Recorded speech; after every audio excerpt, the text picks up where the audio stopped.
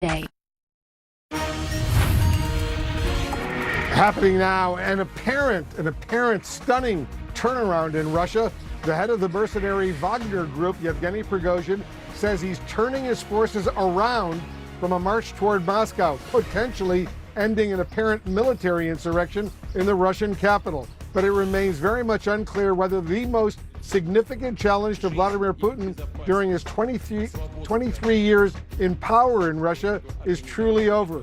That announcement, by the way, of the pullback comes as officials from neighboring Belarus claimed successful talks with the Wagner chief to stop the military column's advance. U.S. officials say they're closely monitoring the still unfolding situation in Russia and that President Biden is being continually updated by his top national security team. Welcome to our viewers in the United States and around the world. I'm Wolf Blitzer in London, and this is a special edition of the Situation Room.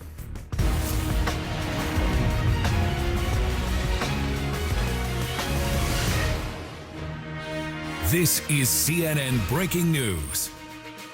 Our correspondents and analysts are standing by to bring you full coverage of these major developments that are unfolding right now, like only CNN can. Let's go straight first to our chief international security correspondent, Nick Payton-Walsh. Nick, these are really fast-moving developments, historic moments right now unfolding. What's the latest?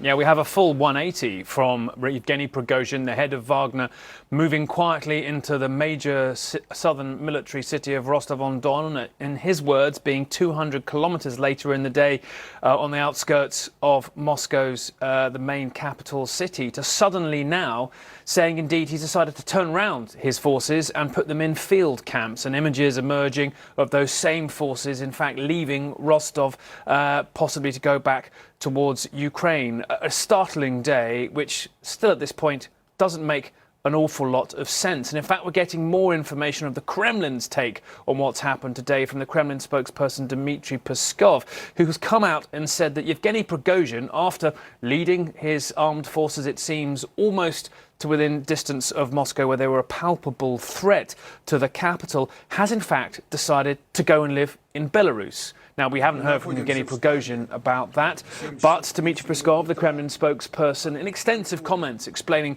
what happened here, suggested that in fact this deal had been brokered by the president of Belarus, Alexander Lukashenko, who'd long known Prigozhin, and went on to suggest that Wagner fighters who'd taken part in this march may get some sort of immunity. They won't be pursued, he's saying, because their heroism on the front lines, but there've been a lot of the most vicious fighting involved in, was well recognised. He went on to say, though, that Wagner fighters who weren't part of this particular insurrection, that's a phrase used by the Kremlin today, would in fact be given the opportunity to fight for the Russian Ministry of Defense. And none of this would impact Russia's operations inside of Ukraine. Frankly, hard to really square Dmitry Peskov's comments about where we all are right now with what we've seen throughout the day. Helicopters shot out of the sky, it seems. Wagner very freely advancing almost halfway to Moscow, if not further on, judging by statements from local officials, unimpeded, frankly, as they move, looking like they were possibly going to arrive in the capital and pose a genuine military threat to a Russian heartland now, which is stripped bare of its normal defensive forces who are currently fighting inside Ukraine. So a very confusing 24 hours. It certainly leaves us aware that Putin is not as in control of Russia as he was 24 hours ago. It's going to be hard for the Kremlin to walk back the statements they've made about Yevgeny Prigozhin being a traitor and needing inevitable punishment that fast, although it appears they are trying to do just that.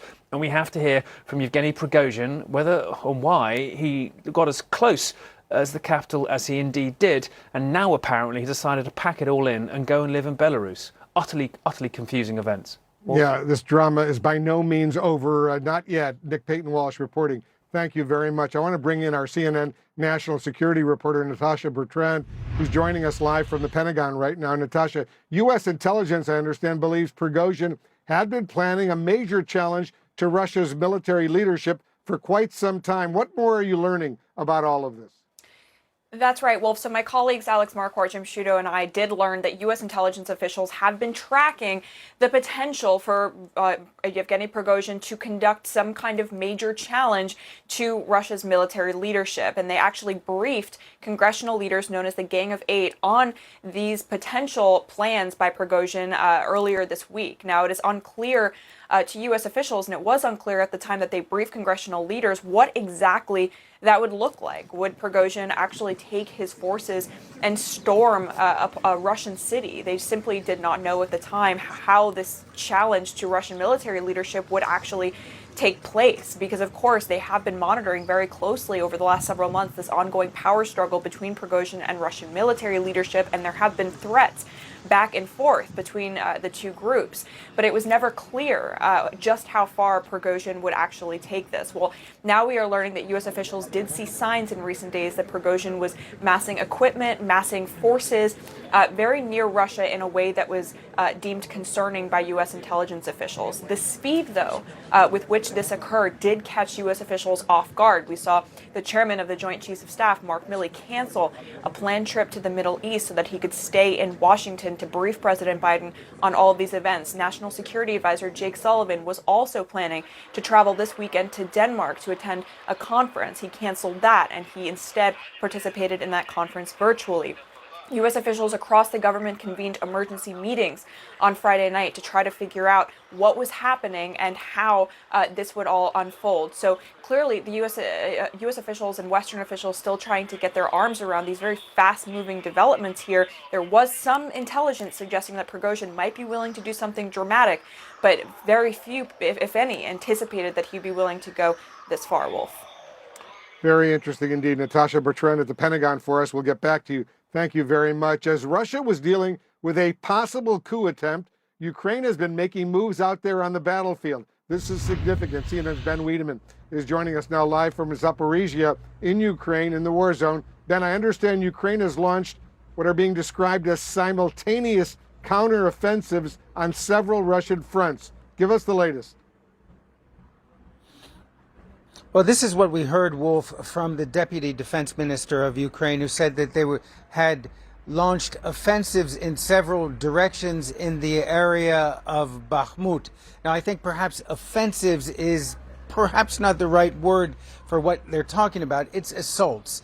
They are working in the area of Bakhmut, which was a city of about 70,000 people. And obviously, it's not clear if these were opportunistic assaults or assaults that were planned beforehand. It's not clear the scale of these assaults. We were, for instance, yesterday in a different area where we saw what looked like the preparations for a major assault. Lots of troops around, lots of equipment, some of it modern, recently provided Western equipment on the move. In that area definitely did look like something was going on. So we don't really have many details about what has happened in Bakhmut. Now, we did actually speak with some of the troops in the front in the area around Bakhmut, and they had told us that even while the chaos was unfolding in the Kremlin, that the Russian forces were still standing firm. So it's not altogether apparent whether there was any ripple effect among the Russian forces in the occupied parts of Ukraine or not as a result of what was going on in Moscow. Wolf? Ben Wiedemann in Zaporizhia in Ukraine. Stay safe over there. Thank you very much. I want to bring in former CNN Moscow Bureau Chief Jill Doherty, retired Lieutenant General Mark Hertling, and Russia expert Dmitry Alperovich. I should say. Dmitry, let me start with you. How do you interpret this truly stunning turnaround that we've seen over the past couple hours or so? Wagner forces backing down, at least for now, and the Kremlin now saying Prigozhin will go to Belarus. Well, we'll see if that actually happens. But, you know, to go back to Natasha's report that you just broadcast, Wolf, I think that's absolutely right, that this has been in plans by Prigozhin for quite some time, and likely started at least as early as June 10th, when Shoigu issued that, Defense Minister Shoigu issued that order to basically dismantle private military companies like Wagner and make them all sign up with the Russian Ministry of Defense, something that Prigozhin refused to do. So I think that that was the time when he started to plan this operation to try to pressure the Russian military to cancel those plans and let him continue running Wagner, We will see if he gets all of what he wanted, which is certainly to keep his business operations, the Wagner Group, under his command, and to also try to replace Shoigu and Gerasimov. He may not get everything, but it's clear that he got some sort of deal that President of Belarus, Lukashenko, helped to negotiate here. Yeah, it's very, very significant. Jill, as you know, the Kremlin now says the criminal case against Prigozhin will be dropped. So what does all this reveal about Vladimir Putin's grasp on power right now? Well, I still think that he is in a very weakened position after this. I mean, after all, a rebellion almost getting to Moscow, there's no question. And he's also left with this dilemma of what do you do with Prigozhin? I mean, Prigozhin is a time bomb, and they know it. So this idea that you get him out of Russia, you send him to Belarus, it sounds a little strange, but I cannot imagine that Prigozhin would continue to be in Russia, because every day that he's there, he's a potential threat. I mean, what Prigozhin wants is to get rid of the leadership of the military. Does he want Putin to go? Not necessarily, but he's been very critical in effect by saying what he said, that Putin was misled by his military. So it is a very confusing situation, but I think, I was asking myself, why would they let Lukashenko do this deal? And I do think that if Putin were to negotiate directly with Prigozhin, it would put them on the same level. Putin could never do that. So he gets Lukashenko, who owes him a lot, to do the deal. But the deal still leaves all of these questions. Does Wagner disband? Where do they go? Do they go back to fight? Do they even exist? What happens to all the lucrative business that Prigozhin has from Wagner? It's really quite extraordinary. Yeah, lots of questions still unfolding right now. General Hertling, how incredible is it that this power struggle between the Russian military on the one hand and Prigozhin and his Wagner troops spiraled this far? Wolf, that is a great question. And what's fascinating, in all organizational militaries, you have unique personalities, some with a lot of ego. As Jill just mentioned, Prigozhin is, I would say, not just a time bomb, but he's a free-floating electron. He's all over the place. And what you're talking about with Prigozhin and Shoigu, neither one of them are professional military men. They have not grown up in the military. They're play acting in this. They have not subjugated their forces to the security of Russia. They have forces that are pledged to them. It's phenomenal. I was thinking as I was watching the film, some of which you're showing right now, the soldiers that are walking around as part of the Wagner Group under Prigozhin's command, what the hell are they thinking right now? What is their mission? What's their mission set? It's certainly not to serve Russia. It's to serve this personality. And the ego is off the chart. It's narcissistic. And truthfully, there are a lot of losers from what occurred over the last 24 hours. There will be continued losers. And I believe both Putin, Shoigu, and Prigozhin are all losers in this outcome. Dmitry, you're an expert in this whole area. What do you think? No, I absolutely agree. I mean, the fact that Prigozhin's Wagner Group, this armored column, was able to reach within about 150 miles of Moscow without the combined forces of the Russian Ministry of Defense, the interior forces, the intelligence services of the FSB, as well as the Rosgvardia, the National Guard, being able to stop them is truly remarkable and indicates how weak the whole system has become. I mean, this is almost, they've reached as far as Hitler did in 1941, right on the outskirts of Moscow. Truly remarkable. And even after Putin had declared that these traitors have to be crushed, the Russian military still was unable to stop them. You think he should, Prigozhin, Dmitry, should fear for his life right now? I think it's too early to say. This deal may very well hold. And in fact, the right way to think about the Russian system in general is, for those of you who like the Godfather movie, it's as if the Barzini crime family negotiated a deal between Vito Corleone and the other rival family. These are essentially mafia figures. And sometimes in these mafia gangland shootouts, what's known in Russian as Razborki, Sometimes you have deaths of leaders. Sometimes you have sit downs that result in peace. It may not be durable peace, but sometimes they agree to move on. Interesting indeed. Guys, thank you very, very much. Just ahead, the White House reaction to this breaking news in Russia. President Biden back channeling with key allies right now. So what sources are telling us right now about how U.S. officials are working to assess what's really happening in Moscow? Stay with us. Lots going on. You're in The Situation Room. Now's the time for cleaner indoor air with an air duct cleaning from Stanley Steamer. You've known us for carpet cleaning, but we've been cleaning air ducts for over 20 years. We do things the right way, cleaning your entire system. So if you need an air duct cleaning, call 1-800-STEAMER today. We're back with our breaking news, the apparent pullback of Wagner mercenary forces from their march toward the Russian capital of Moscow. The Biden administration obviously is closely monitoring this situation in Russia right now. The stakes for the U.S. and the NATO allies enormous. Our White House correspondent Priscilla Alvarez is joining us now from the White House. Priscilla, how are things unfolding behind the scenes where you are?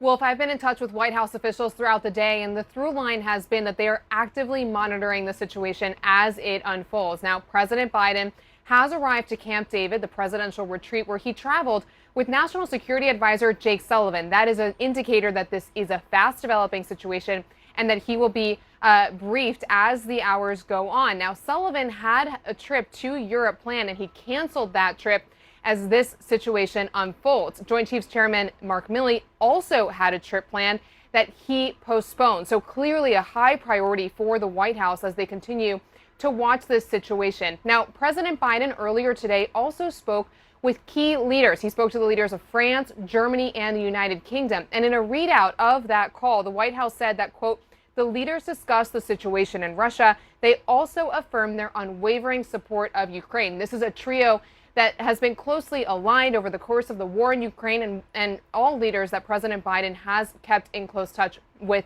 So this is a critical call that happened earlier today. Now, of course, as of early January, American officials had been watching this struggle, this power struggle through intelligence between the mercenary Wagner group and the Russian government. And officials believe that tensions would mount, and that is what we are seeing play out on the ground now. Now, a key part of the strategy for the White House has been staying in touch with allies and partners, not only President Biden, but also his top officials. Secretary of State Antony Blinken spoke earlier today with G7 allies and EU counterparts, again reaffirming the support for Ukraine. Secretary Austin has also been in close touch with partners across the region. So a concerted effort here to remain in close contact, but officials are cautious about how much they're weighing in here as this continues to develop and as they try to wrap their arms around it. But we know from the White House that President Biden will be briefed throughout the day today. And so we'll see what more updates, if any, we get in the hours to come. Wolf? We shall see. Priscilla Alvarez at the White House for us. Thanks. Joining us now, the former U.S. ambassador to Ukraine, Bill Taylor. Ambassador, thank you so much for joining us. Let me get your reaction to this apparent deal for Prigozhin to go to Belarus right now and for the criminal case against him to potentially be dropped. Well, you put the right emphasis on apparent. I think there's a lot we don't know about this agreement. We're not even sure who struck this agreement. There's some stories coming out of Belarus that it was Lukashenko, the president of Belarus. But there are other indications that it may not have been. It may have been somebody else. And we don't really know what the deal is, why he turned around, or if indeed he's really committed to turning all the way around, going back to Rostov, going back to Ukraine. There's a lot we don't know yet, Wolf. And I think we'll watch this carefully to see if anybody else throws in with Prigozhin, even at this late time. How destabilizing, Ambassador, is all of this chaos that's unfolding to Vladimir Putin? It has to be a big problem for him. He had been focused on Ukraine. He and his soldiers, his military, his leaders have been focused on Ukraine. And now he's focused on staying in power. He's focused on Prigozhin, who is a threat to him. He's worried about some of the other folks around him that he's not so sure about. So the focus has clearly shifted, and that's got to have an effect in Ukraine. You mentioned earlier that the Ukrainians are mounting this counteroffensive. The Russian soldiers on the other side of that counteroffensive have to worry that their bosses, that their chain of command, all the way up to the president, are not focused on them. Yeah, good point. What sort of opportunity does this Russian infighting that's unfolding present to Ukraine? I think this is a great opportunity, and your question earlier about whether this is opportunistic, these forward movements, these thrusts, this counteroffensive, these assaults, whether they are targets of opportunity or whether they're well planned or both.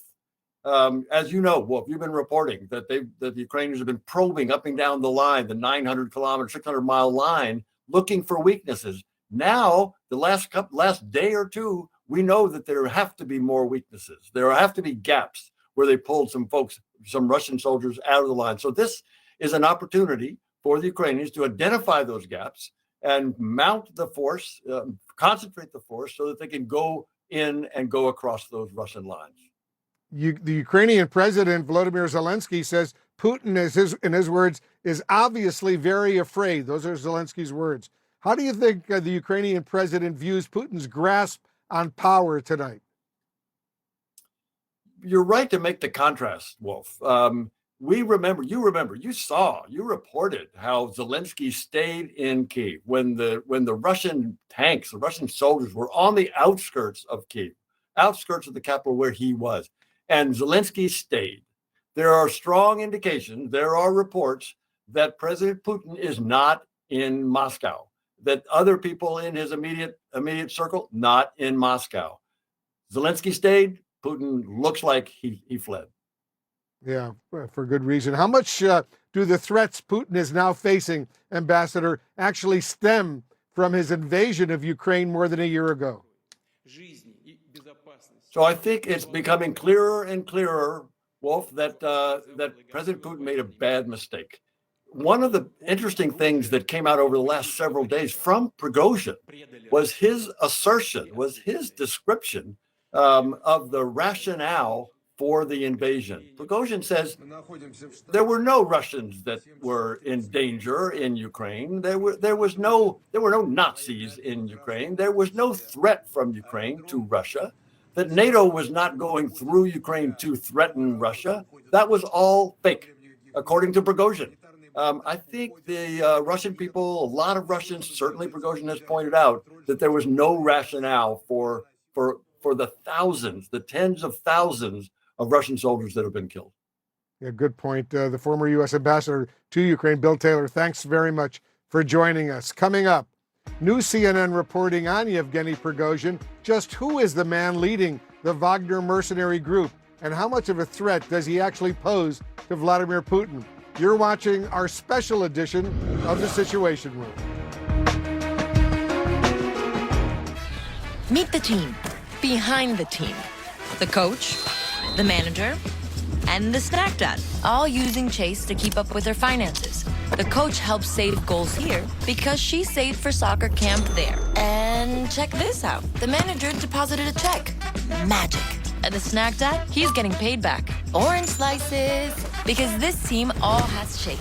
Smart bankers, convenient tools, one bank with the power of both. Chase, make more of what's yours. The head of the Wagner mercenary group, Yevgeny Prigozhin, has been a close ally of the Kremlin and Putin for years and a key player in Russia's war on Ukraine. He's now the face of this attempted insurrection. CNN's Fred Pleitgen is joining us from Berlin right now. Fred, you've reported on all of this for a long time. First of all, tell us more about Yevgeny Prigozhin and his long relationship with Putin.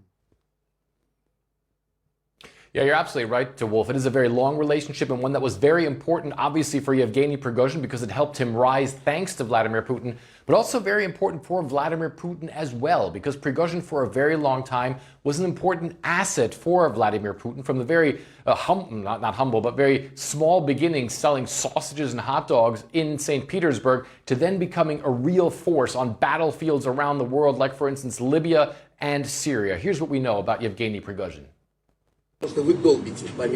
He's long been a well-known mercenary leader around the world. Now, Yevgeny Prigozhin is a wanted man in Russia as well. His often merciless group of fighters is now pitted against the Russian military leadership, and Prigozhin is suddenly Moscow's public enemy number one.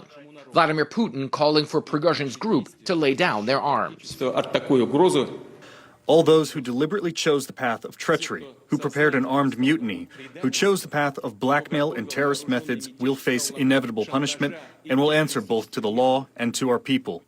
He may now be something of a nemesis to Vladimir Putin, but it was his decades-long relationship with the Russian president that allowed Prigozhin to establish his own militia, the Wagner Group. Wagner served as a private army, doing controversial jobs that often not even Russia's military could do.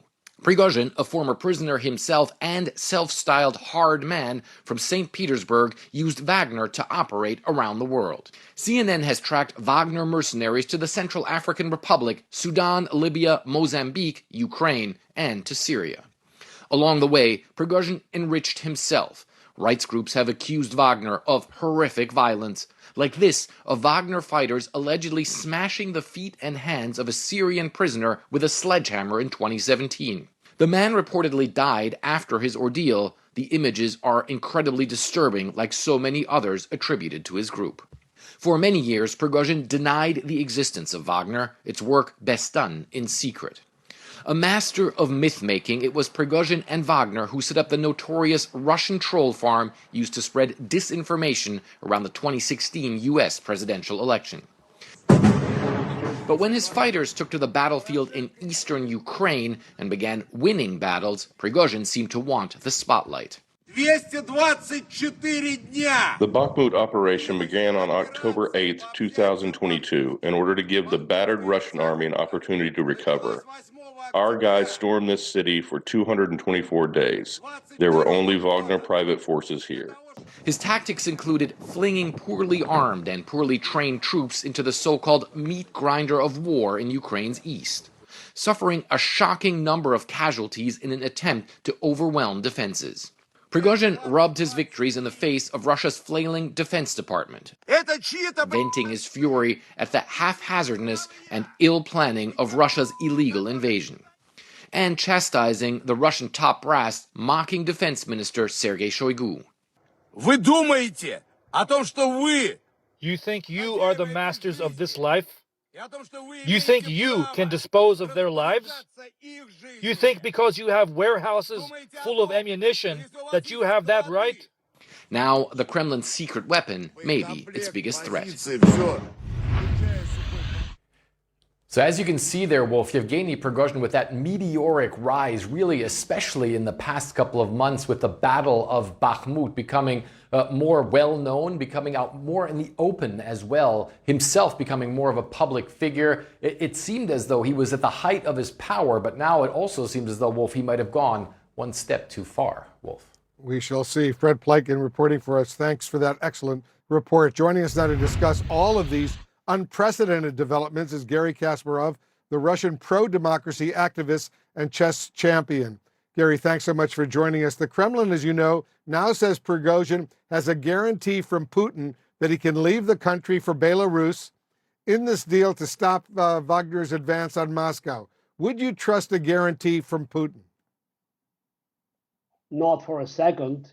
And I agree with Ambassador Taylor, who said a few minutes ago on this program that we know very little. It's just a scratch on the surface. There's so much that we'll learn later. But I don't believe that what we saw in the last 48 hours was just Oscar-winning performance. Some suggest there was kind of a deal and they just played a game, but the game ended with Putin's worst humiliation. He ran for his life from Moscow when Prigozhin's army was hundreds of miles away. And many of Putin's top officials ran for cover from Moscow. And Putin called for Prigozhin to be arrested and Russian troops to stop him. And very few, if any, wanted to fight with Prigozhin. I think that's a very troubling sign that most of the elite Russian troops joined Prigozhin in his march to Moscow. So what does this mean for Yevgeny Prigozhin, Gary? Is his life now at risk? Is Putin and his forces, are they still going to try to kill him? Probably, look, we're talking about mafia. Prigozhin is a career criminal and now is a war criminal. And whether there is some kind of a secret deal that guarantees him his life or money, or he'll end up somewhere in Africa in the midst of his criminal empire that he built alongside of gold mines and diamond mines and uranium mines and all other riches of Africa that he now controls. We don't know. But again, I don't think that he'll live long, because Putin can't afford having the man who put him in such an awkward situation. It's again, humiliation, egg all over the face. Dictator can't afford to look weak. And Putin lost control. And he even talked about 1917, recognizing that his mafia state was on the verge of collapse. Yeah, good point. How seriously do you think, Gary, this unprecedented chaos right now undermines Putin's grip on power? Again, he lost prestige. Dictator relies on his aura of invincibility, and he always the last decision maker. Everything he says is the law. And it seemed that whatever he said in the last 36 hours didn't work out. It's not even him, it's Lukashenko who negotiated the deal. That's what they told us. And we know that he even talked to Tokayev, to President of Kazakhstan. He was turned down. Again, Putin's badly wounded. I don't think he'll last long, because he definitely has no control of Russian security forces and army. If Prigozhin hadn't decided to turn away from Moscow, probably he would be now in control of Russian capital. Interesting. Gary Kasparov, thank you so much for joining us. Thank you for inviting me. Just ahead, we'll have much more on the breaking news coming out of Russia right now. We'll talk to a key U.S. lawmaker on the Intelligence and Foreign Affairs committees about what he's learning about this unprecedented upheaval inside Putin's Russia right now. Stay with us. I'm your overly competitive brother. Check. Psych. Really? Dude, that's a foul! And now you're ready to settle a score.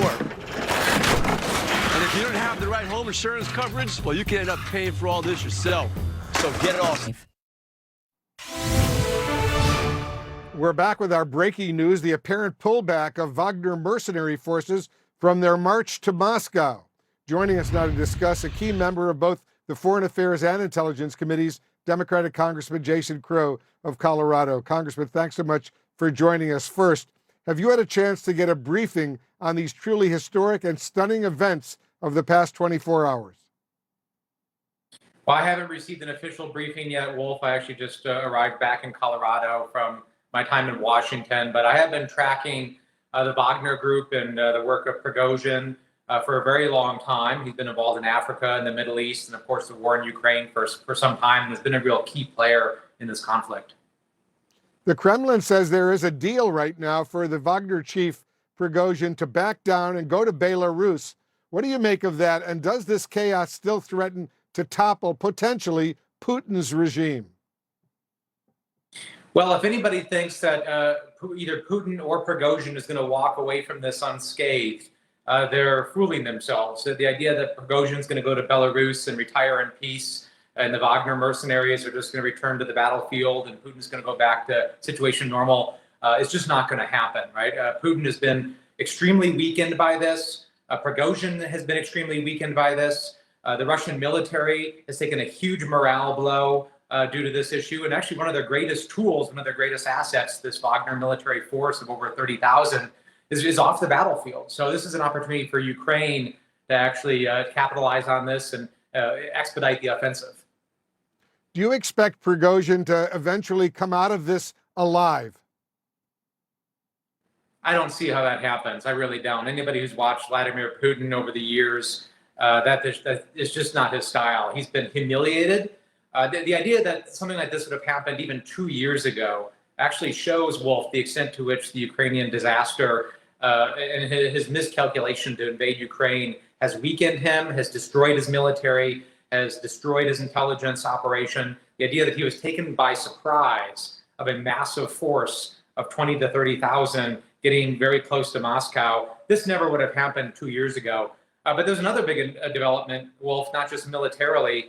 But we've learned something politically here too.